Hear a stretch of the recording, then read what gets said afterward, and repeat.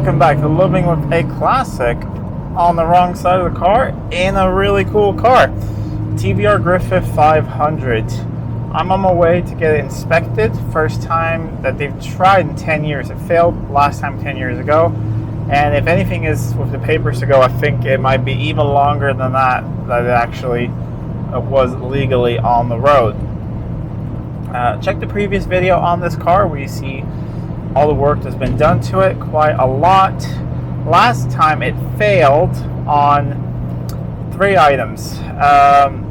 Hydrocarbons too high at idle, CO too high at raced revs, and what else?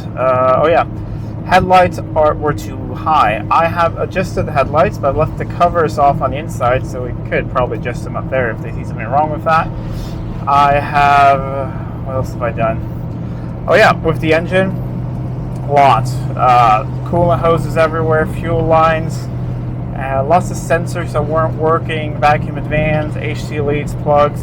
So I feel like it's running beautiful at the moment. And we're gonna sort of see how this goes. I'm going to my usual place, and I was actually there with my wife's car a couple days ago, so they know I'm coming in this odd thing, and it's, like I said, it's odd. You need to, let's remember to turn on the headlights, you need to give people like an instruction of how to drive this thing. It's, even getting out of it, the door handles are hidden and everything. It's a weird thing. Whenever I drive right-hand drive cars in countries where you drive on the right, it's always difficult to stay on the right, especially on country lanes like this. You want to drift over to the left because that just feels more natural in a right-hand drive car. But yeah, we're humming along here nicely. It's about a 20-minute drive there, so should make it there in plenty of time. And hopefully, fingers crossed, everything goes well. It is that thing about the emissions, which we're hoping. It's had new lambda sensors as well, so hopefully, I don't have a sniffer to test hydrocarbons. I just have a CO tester, and it passes out just fine. So hopefully it passes hydrocarbons as well. We have fresh fuel in it, and I've run it up to temperature a bit now before, and now we're driving there, so it should be nice and toasty hot when we get there. I'm usually never not scared or intimidated to drive anything really, but this car is actually a little bit intimidating. Remember, I saw a video on YouTuber number 27 driving one of these, and he actually kind of said the same thing. They are, let's see if we can pass this tractor here. They are a little bit on the intimidating side because they're twitchy, they're quick. You can't really see anything out of them. I mean, we're way past the speed limit here, just going to 5th, passing that tractor, and it's just, I'm not even using any throttle at all, and it's still kind of squeamish a bit, but it's a very cool car. Thankfully, I just put new tires on it, and they're a really good Toyo, so that seems good. Odd tire size on these, so I had to go with something that they had on later, just like I think the last batch of Griffiths, a tire size, and that fit. So that's good because the original tire size you just couldn't get a hold of. All these sort of odd things. But so far we're keeping temperature, we're keeping oil pressure. I think the gauge is reading a little low. I was looking when I did the, from the last video, I changed the oil. And the oil pressure sender is on the other side.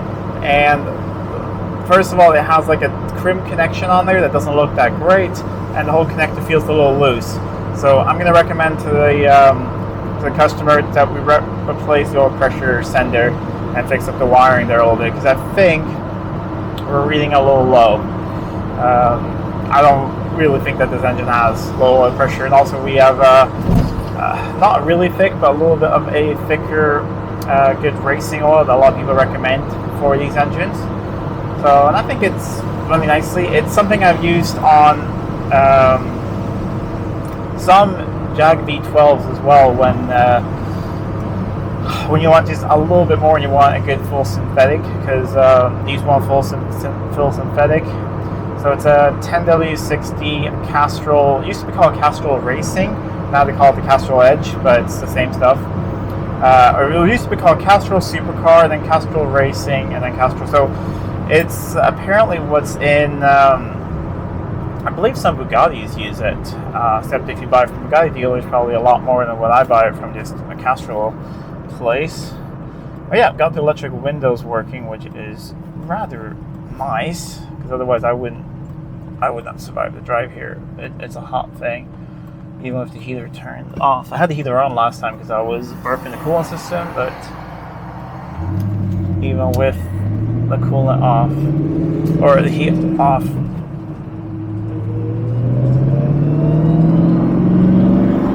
I'm hearing a little bit of air bubbles go through the coolant system, so that's good. So maybe the heat is on. I'm not sure. I'll have to have a look at that later. But yeah, I'm going to drive the last bit there, and then we'll see if I can film during the test or not. Sometimes I can, sometimes I can't. It sort of depends on the tester and the mood and all that. But I'll try my best. Otherwise, we'll just go through the results afterwards. Fingers crossed it goes well.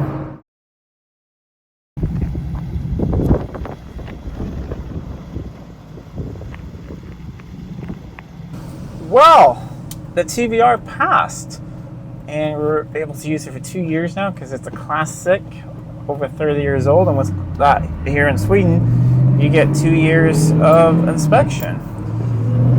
I think they thought it was quite an odd car. I know the guys really well there, and he's like, it's a long time ago I had a look at a TVR. They are such quirky, fun cars. But yeah, the adjustment of headlights worked well that I did.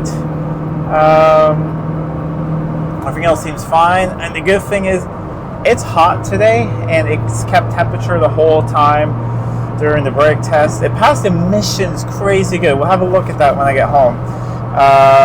So it's running really, really well. I'm gonna head back now, and then some other things to do today, but I think we'll take it out for a little bit of a more spirited drive and check more things, because there is one thing left to do on this car. It has an issue that is common on these, and that is there's a clunk in the diff especially when you shift gears and you get into throttle again. So we're going to check a couple things. There seems to be sometimes an issue with the mounting of the diff, but I don't think that is the case, but we're going to have a look at that. There is also in the pinion, in the input on the flange there, that nut apparently has a tendency to walk itself a little loose, and then you get a loose there. Otherwise, it's just a worn out diff. It does have 59,000 miles. I'm not sure how long the diffs are supposed to last. It's not whiny, it's not noisy or anything like that. It is just, I need to have the window down. Sorry, I was trying to get better sound for you guys, but it's hot. So yeah, we'll have a look at that. But I'm gonna head on back, and then we'll go through the emission results. And I don't remember what they were, but they were impressive for what this is, which is basically a race car. Well, a couple hours later, got back here, and the rain's about to come, so I need to go put the car away. But it's sitting out here cooling down. We're going to talk about the difference in emission. So I have the old certificate here when it failed in 2015. Let me see. And it had CO was okay. 0.3 when it's supposed to be 0.5 at idle, so that was okay. It had 0.8 at 2,500 RPMs. Now it's 0. You can have 0.3, and it had 130 HC, and you could have had 100, and the lambda was 0.98, which is within okay results. However, listen to this. Idle 0, CO 0.0, it can be 0.5. Absolutely great. The CO at 2,500 RPMs, 0.1, and it can be 0.3. It was 0.8 before. That's amazing. And the HC, they've actually increased the limits of what it can be in an old car now. It can be 200 instead of 100. But we would still pass with the old things because we had 33, which is just absolutely incredible. Brakes were perfect. everything, just really, really good stuff. So that is it for now with the TVR. I am going to drive it a little bit more, and we're going to have a look. There is a slight clunk in the diff. Talk to the owner if he wants to do something with it now or later. Not really sure. We're going to talk to him. So maybe we'll see a little bit on this TVR shortly, or it will be sometime in the future. We'll see what happens. Anyways, I hope you liked this video. Please give it a thumbs up and share it with friends. If you're not already subscribed to the channel, please do subscribe to the channel. It really does help out a lot. Until next time, I'm Adam. This is Living with a Classic. I'll see you soon.